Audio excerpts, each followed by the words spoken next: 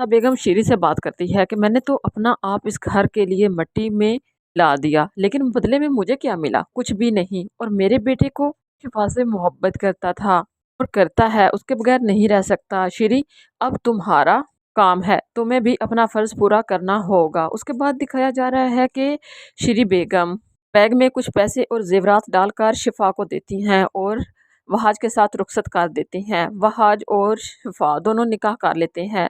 वहाज जब शिफा को घर लेकर आता है तो रिशा इंतज़ार कर रही होती है कि कब मौलवी साहब आएंगे और हमारा निकाह होगा, मगर वहाज शिफा से निकाह करके घर में दाखिल होता है तो कहराम मच जाता है। महक बेगम तो हिला मचा लेती हैं। आपने तो कहा था कि वहाज की शादी वरीशा से होगी, आपने ही जिद की थी ना, मैंने मना भी किया था। आप चाहती थी कि आपके इस घमंडी बेटे के साथ मेरी वरीशा की शादी हो जाए। ये दिया सिला अपनों ने, और गैरों ने भी हमारे साथ क्या सलूक किया। शिफा अपने बड़े पापा से बात करना चाहती है, मगर मुख्तार साहब कोई बात नहीं सुनते। उन्हें कहते हैं कि तुम्हारा और वहाज दोनों का इस घर में किसी चीज़ पर किसी किस्म का कोई हक नहीं है, जा सकते हो दोनों।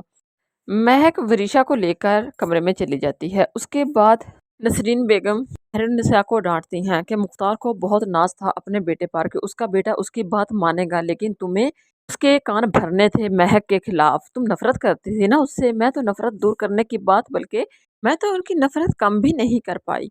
वह शिफा को लेकर किसी होटल में चला जाता है और वहां पर रहता है। शिफा जो रो रही होती है तो वह उसे समझाता है कि मैं जानता हूँ मुस्कुराने के लिए तुम्हारे पास कोई वजह नहीं है, मतलब ये भी तो समझो ना कि हमारी मोहब्बत अब मिल गई है एक दूसरे को।